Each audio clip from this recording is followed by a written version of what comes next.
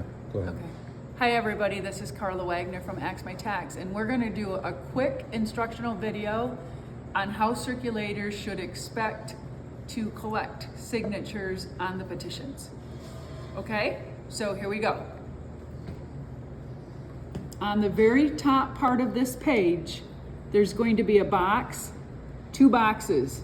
We are volunteer signature gatherers, so you're going to check this box right here, volunteer signature gatherer. Please use black ink only.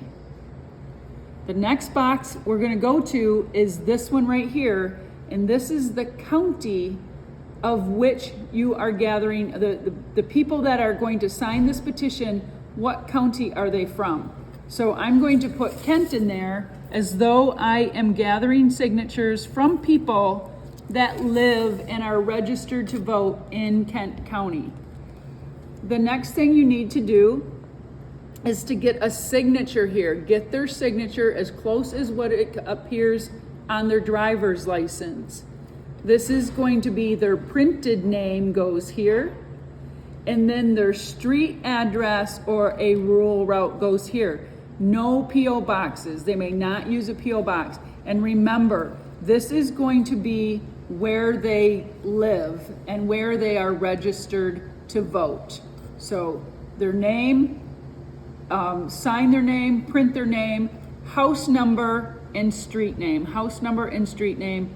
This is the city or the township in which they vote. Where do you go to vote? My city is Rockford, but my township is Cannon. I'm going to put Cannon Township here. Not city, I'm going to put Cannon Township. If you vote in the city of Rockford, then you would put Rockford here. But if you vote in Cannon Township, a good question is, who do you get your property tax bill from? If you know who you get your property tax bill from, that's probably going to be the answer that goes here.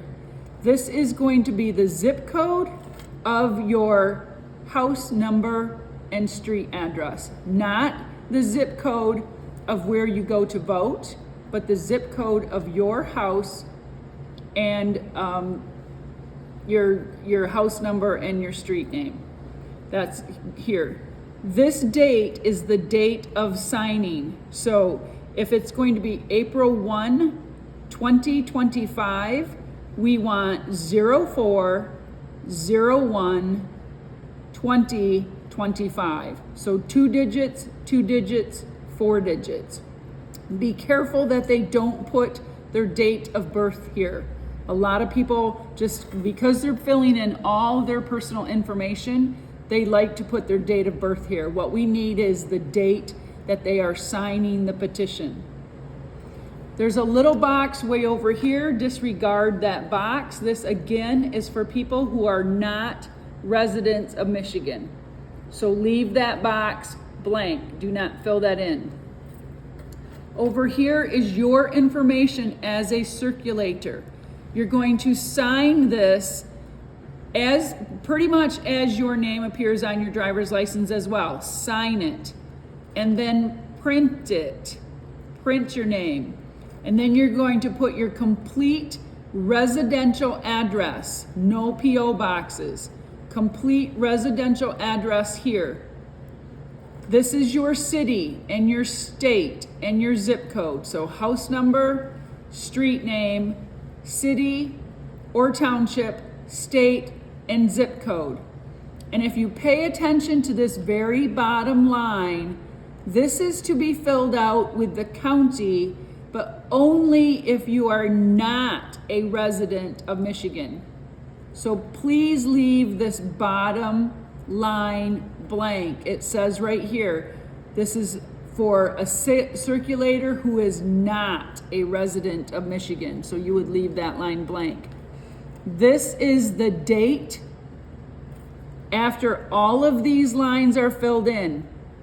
If you started on April 1, and this date might be April 30, this date here needs to be after, either on this same date, April 30, or it needs to be after this date. This date that you sign is saying that you have witnessed all of these people signing. So of course this date cannot be before any of these dates. If it is, the whole page will be disallowed. If someone makes a mistake, if they start putting their information in here and they make a mistake, draw a single black line through what they wrote and just have them start in the next line down. So just one single line all the way through, have them start on the next line down. Make sure that they are registered to vote in the county that appears at the top of the page. So it's pretty simple. You are a volunteer. This is the county that all of these people live in.